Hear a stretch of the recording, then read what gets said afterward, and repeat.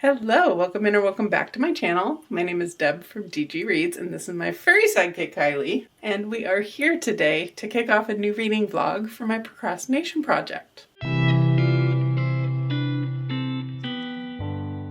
If you aren't familiar with my procrastination project, the idea is basically to attack books that have been on my TBR for way too long. And one method that I use to do this is to go to my Libby hole. And I have a really bad habit of using that deliver later button. So the idea is I will go into Libby when I need a new book, see what options I have there, and out of the first three, within reason, I need to pick one to read in the moment. So the idea is to push myself to pick up things that I keep putting off for one reason or another. I've been really excited to get to another round of this because I did a weekend edition during one of my weekend challenges not that long ago, and I had a fantastic time, and I got to some books that I really regret not reading sooner. So I'm hoping for more of the same in this one, spending a week, the final week of Realmathon, reading these books. So without further ado, let's go ahead and see what options I have to kick things off. Okay, opening up Libby. All right, I've got Twin Crowns, which I don't know much about. It was like an add-on book in one of my subscription boxes. I've got Full Throttle by Joe Hill, which is one that I definitely have been putting off. And then The Last One at the Wedding by Jason Rekulic. And this is a thriller. I think I have it from Book of the Month. So I think I want to start with something quick and fun. So I think we're going to go ahead and go with The Last One at the Wedding because I think it'll be a quick read. And that's kind of what I'm in the mood for, something thrillery. What I remember about this one is we are following a man and his estranged daughter is going to be married, and this kind of comes out of the blue, but they have an opportunity to reconnect over this whole wedding. He agrees to come to the wedding, but there's something off about the family she's marrying into, and this causes issues. This is an author I've really enjoyed. The one book I had read by him previously. I have heard this one is very different, and I've heard very mixed reviews. So I think that's partly why I've been putting it off a little bit. So it'll be an exciting one to go ahead and kick off the procrastination vlog with. As we saw on the screen, this is one that I've been waiting for 24 weeks, and I've also hit deliver later 9 times already. So it's definitely a procrastination read. I'll go ahead and get started on that, and I don't think it'll take me too long to get to the halfway point and check back in with you.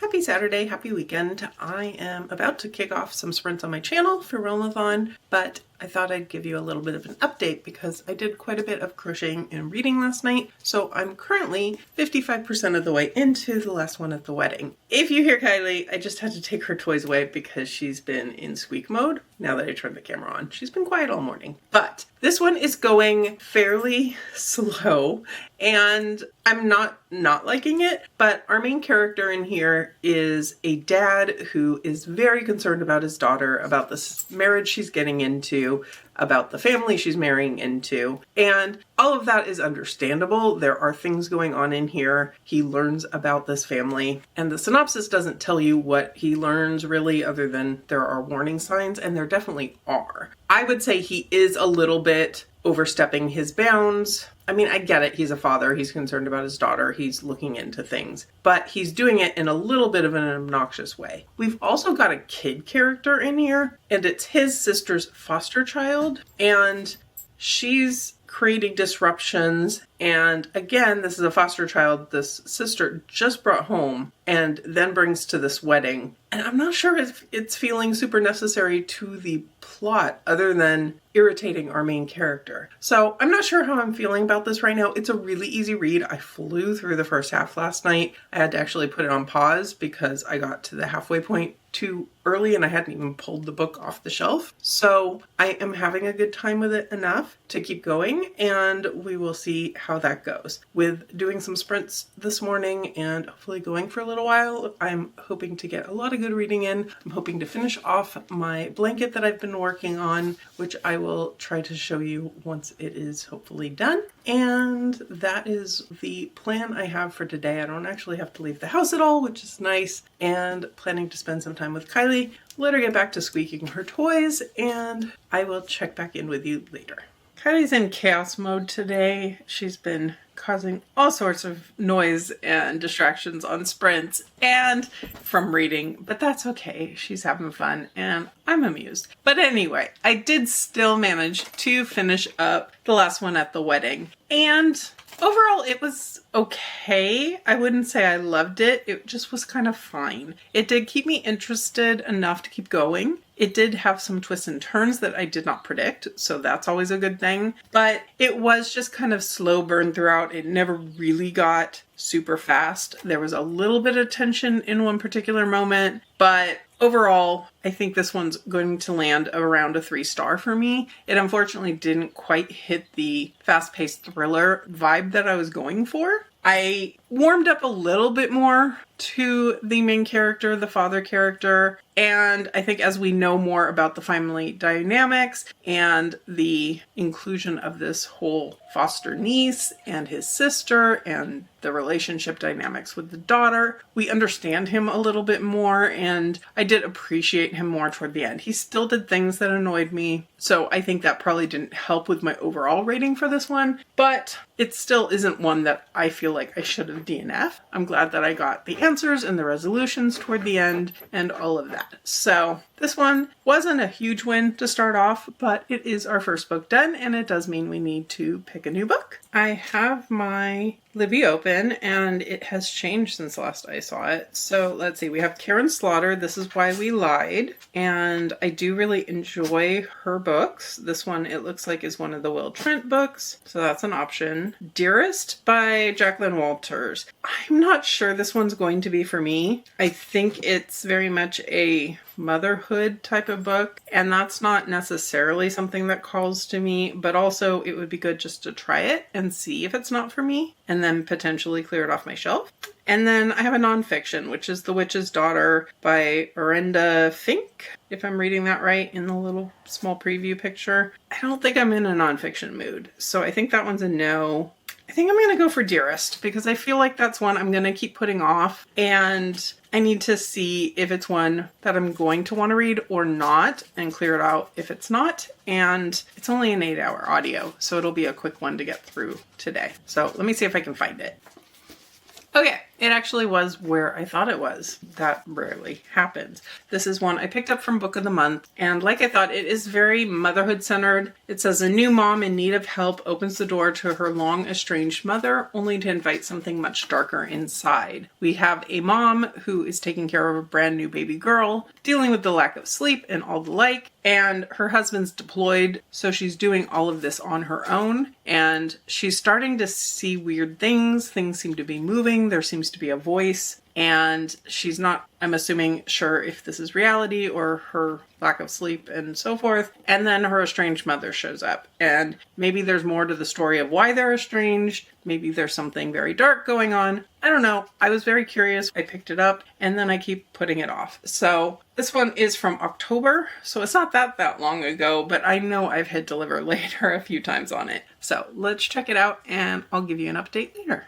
I'm on the final sprint with just a couple minutes to go, so I'm gonna do a quick update, but I have hit the halfway point. I'm at page 160, and I'm not sure about this one. It's definitely very heavy into the female body post-pregnancy. A lot of talk about breastfeeding and the struggles of postpartum and everything going on in here, and not necessarily something I desperately want in my horror or my thriller type reads. That said, there is definitely a lot in here that makes me feel for our main character and everything she is going through. We also have some very dark elements. We have voices, we have potential hallucinations, or are they hallucinations? And we have this mother-daughter dynamic between our main character and her mother, and a rekindling of their relationship, kind of, but there's something twisted going on there as well. I want to be vague because the synopsis is vague, but those are the elements that are keeping me interested. There have been many moments where I really feel like I could have put this down, but I'm interested enough to continue. I've gotten through the first half very quickly, so I do want to finish it up. I will say there is a lot of body gore type horror elements going on in here, also bug elements in here, so if those things are potential issues, obviously danger potentially to a baby in this situation, also potentially for trigger warning list, but we'll see. I'm gonna go ahead and keep reading. I took Kylie for a walk in that last sprint. She's nice and tired. I've been working on my crochet a bit more, and I'm gonna keep doing that. And I'm at a point now where I don't really have to pay as much attention to the crochet, so I think after I finish sprints, I'm gonna sit on the couch, Kylie in my lap, let her nap, let me crochet, and finish up this book, and then check back in with you.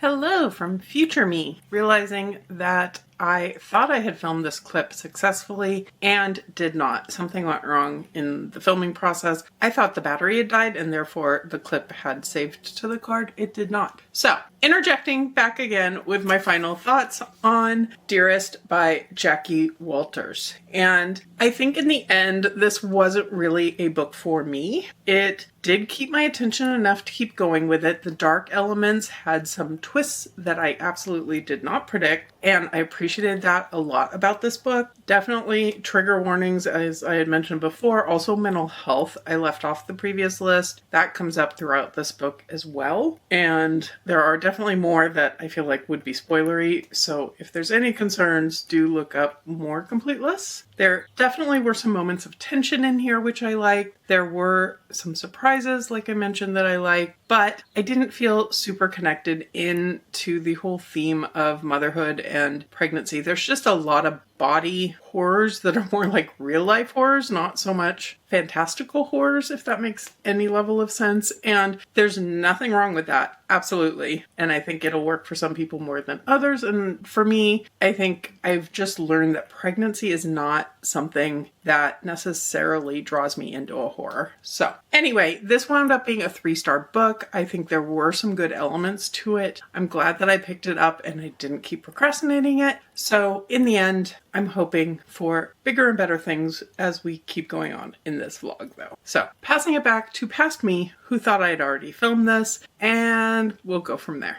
I am making a French onion beef stew for dinner, so that's the plan, and I need to pick a new book to go with that. So let's see what we have. Turning on screen recording. Okay, Someone in the Attic by Andrea Mara. This is another book of the month, I believe, and a thriller, someone home alone, someone comes out of the attic, I think. The Memory Dress by Jade Beer is one I've been a little bit wary about because I think it's historical, or at least partially historical, and I haven't been super in the mood for that, but it is a Once Upon a Book Club book box. That's how I got the book, and that means I get to open presents while I read it, so that's an option. And then lastly, I have Black River Orchard by Chuck Wendig, and this one has me a little bit scared. I have enjoyed part of one of his books in the past, and then I got a little bit bored with it by the end. Can't think of the title at the moment, but it's had me wanting to try his books again. But this one's really chunky, and I'm not sure I'm in the mood to pick up something quite that heavy. Like quite literally, the book is big, therefore heavy. I feel like maybe I should go for a change of pace. And I think I'm going to pick up The Memory Dress, because that's another one that quite literally I will keep pushing back and setting for later. So I think that's the plan. So let me go ahead and borrow that. I don't really remember anything about it, so I will let you know more about it once I get started reading it.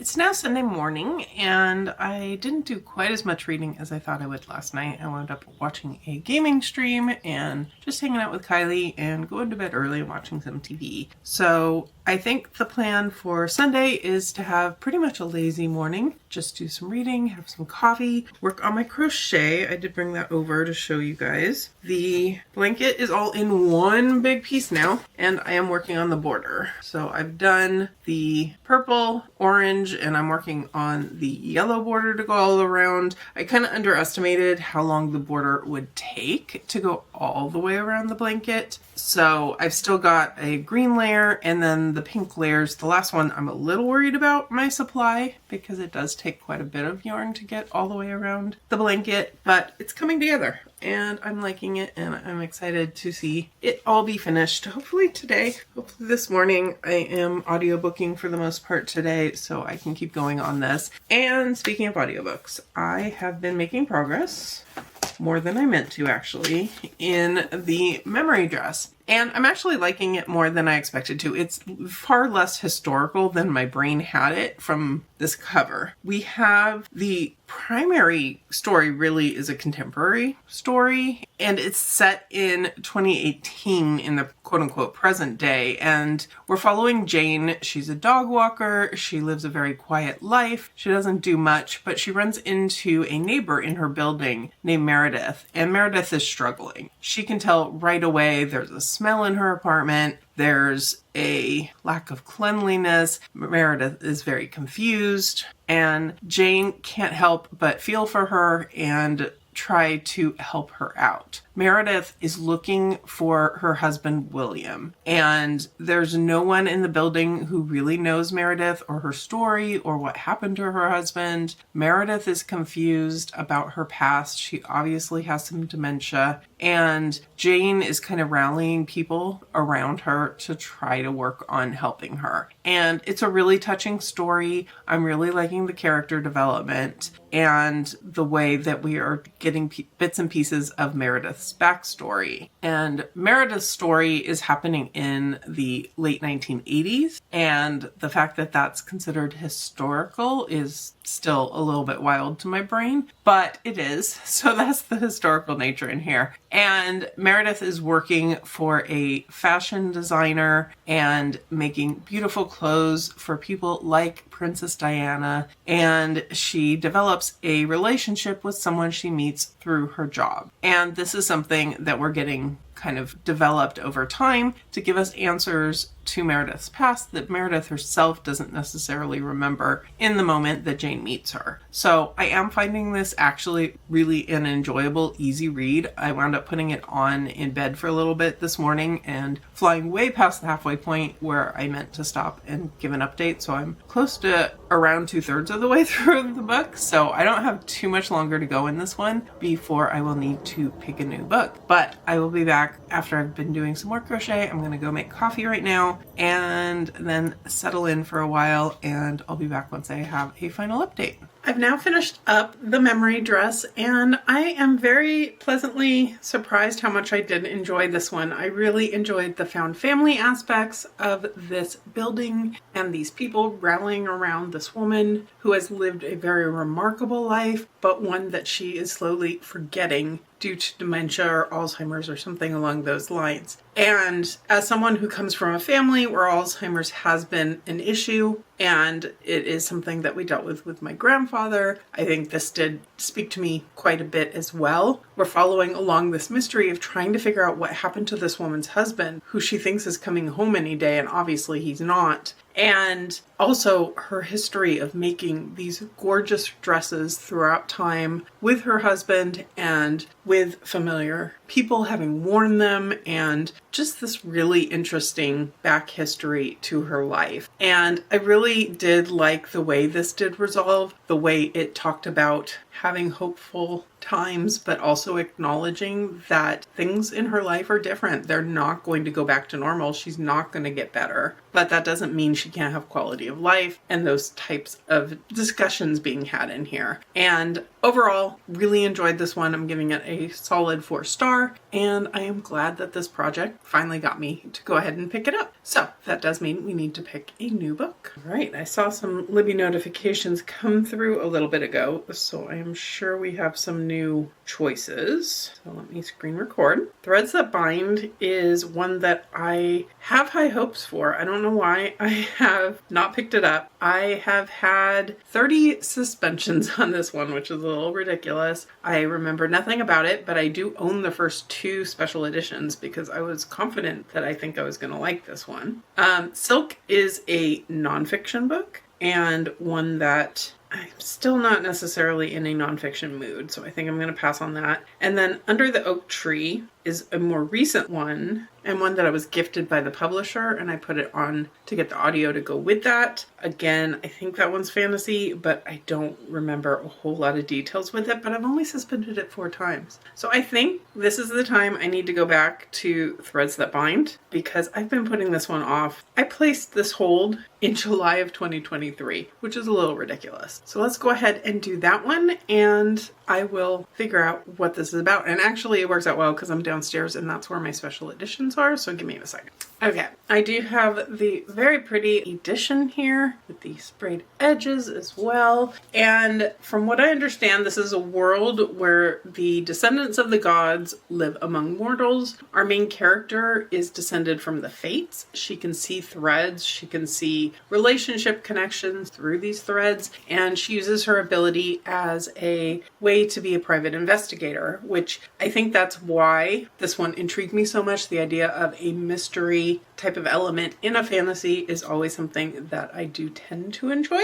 I am excited for this, and I will check back in once I have my initial thoughts. It's now Wednesday morning. I haven't talked to you guys for a couple of days. Monday, I did absolutely no procrastination reading. And then last night, I made it almost halfway into Threads That Bind by Kika Hatsopoulou. And I'm probably butchering that. I apologize. And Kylie just brought me a toy that actually kind of matches. So let's hold that off and do a really quick update. I have been enjoying this one. It is a time of the month where I have multiple books going at the same time. I'm trying to wrap up a couple different vlogs, so my distraction has been at peak levels, but I am having fun with this. We're following Io, and she is descended from the Fates, and her ability that comes out of this is the ability to cut threads. And these threads can be someone's tie to life. It can also be someone's tie to a relationship or to a place or to something that they love. If they're an alcoholic, they would have a strong tie to alcohol. If they have a fated mate, they would have a tie to them. Most people only have a few threads. Io has tons of threads, and she just has an affinity for these threads. She has made this into a marketable skill by becoming essentially a private investigator, using these threads in particular to hunt down people who are maybe cheating on their partners and have threads with other people that they're entangled with. And this is how she winds up kind of stumbling into this murder mystery thing. There are these strange occurrences happening. People are being killed, and somehow it's tied to their threads, or their threads behaving in weird ways, or their lives beginning to have threads that appear abnormal. And she gets drawn in kind of by this criminal underground to look into this in some ways. And she winds up being paired to work on this case with her own fated person. And a fated person in this world doesn't necessarily mean they're going to be the love of your life. It could be a fated best friend or some other connection between them. But this is something she's known she's had for ages. But she knows this guy has a girlfriend. She's always kind of kept it on the back burner and stayed away from him, but this is going to bring her into his circle. She's never wanted to cut the thread and end this relationship between them, even though he doesn't necessarily know that it exists. But it's interesting. I'm really curious to see where that's going to wind up going. The investigation so far is interesting as well, and trying to figure out this world. I'm enjoying the world building too. So it is time to head out to work. This is currently my commute audiobook, and then I'm picking it up where I can. It's one I want to focus on, so I'm not doing too much multitasking to it, so that's why it's taking me a little bit longer to get through. But I am having a good time, thankfully, since I do own the special edition of the sequel as well.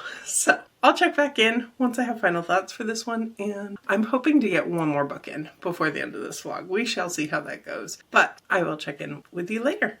It's Wednesday evening, and I flew through the second half of the Threads That Bind and really enjoyed this overall. I wouldn't say it's a new favorite, but I thought the mystery elements were interesting. The relationship elements were not necessarily always my favorite. I think there were some obvious areas where the characters should have been communicating better about themselves, but I think in general I did like both our main female character and her love interest. I think the relationships in here in general were very interesting, and how they tie in to these threads that connect people, and the way these threads can be used in various ways, both in the crime solving aspect and just in daily life, and how having someone who can cut a thread or having someone else who can do different things to threads can impact your daily life. So I am glad that I have the sequel on hand, and I'm glad that I don't regret having purchased the sequel. So I do kind of want to jump right into that, but first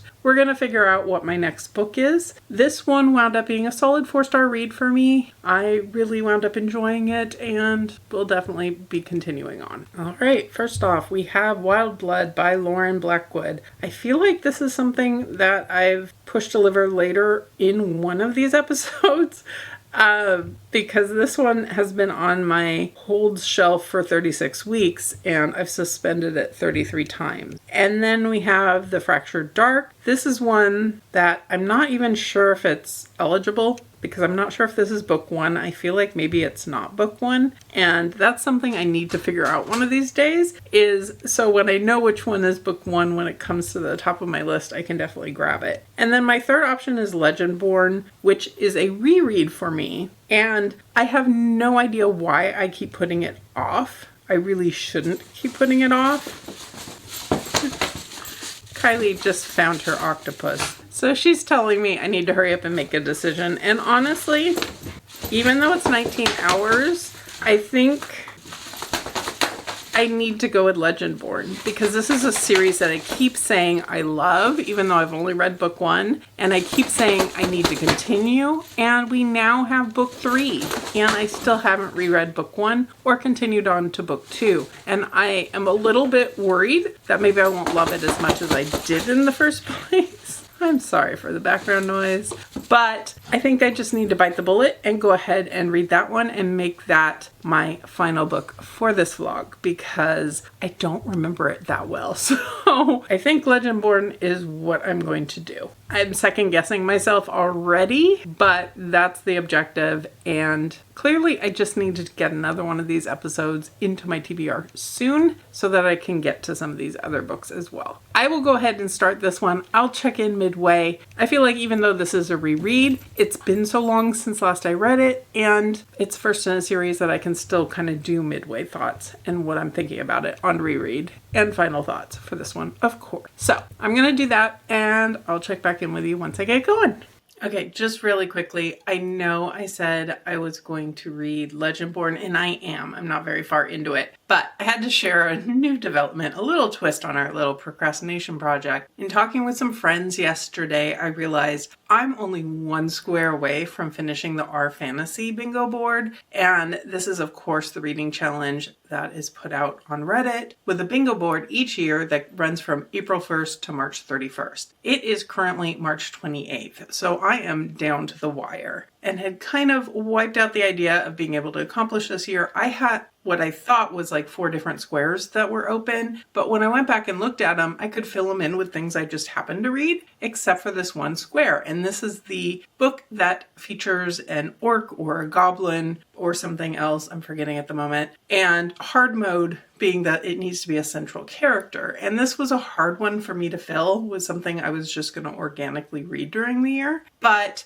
I just got a library hold in that will work for it. And it's the one I kind of had in the back of my mind. So this is a little out of order, but this is true procrastination, waiting until the last couple of days to finish up this reading challenge. So the book in question is going to be 9 Goblins by T. Kingfisher. I don't know anything about it other than it is a novella. It should be a pretty quick read. I hopefully can finish it up easily this weekend. I don't even have any other holds in at the moment because I thought I was done with this project, but I just couldn't pass up the opportunity to pick up one more true procrastination thing. Even if I haven't had this on my hold shelf for very long, the whole concept of finishing up this prompt with main character goblins definitely is procrastination. So, one more book to throw into the mix for this particular vlog. Now I need to rush and get to work because I'm late again. And I will check back in with you later on my 2 remaining books.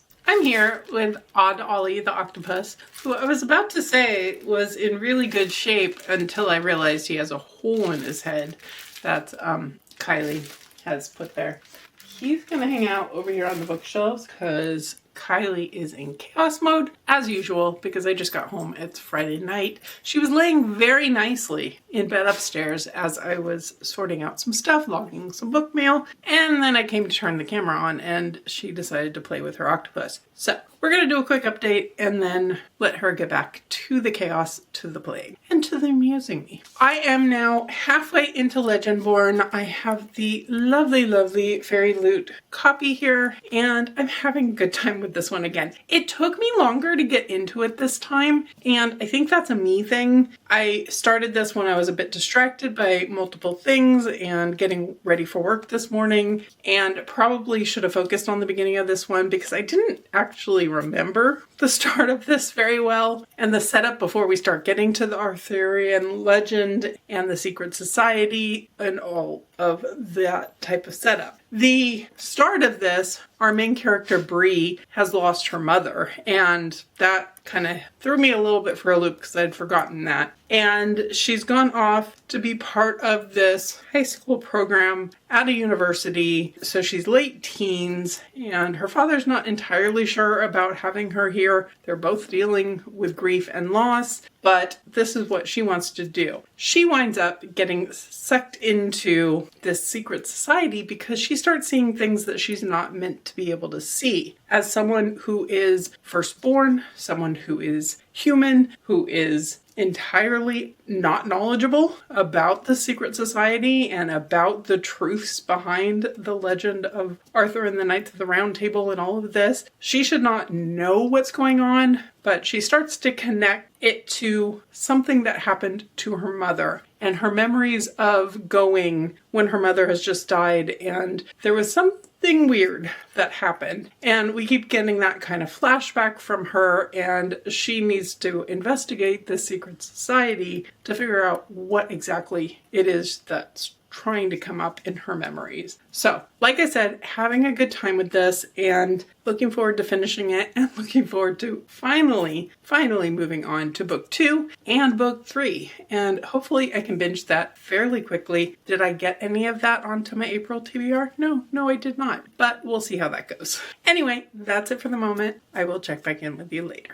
I have finished up Legendborn. I've just been sitting and crocheting and listening to my audiobook and having a fantastic time. Now that I got re-enmeshed in this world, I didn't have any issues with not paying attention in the second half or not wanting to stay reading. I just binged the whole thing basically in one sitting with a break to take in some groceries, and that was about it. So I am very much excited after finishing this to continue on.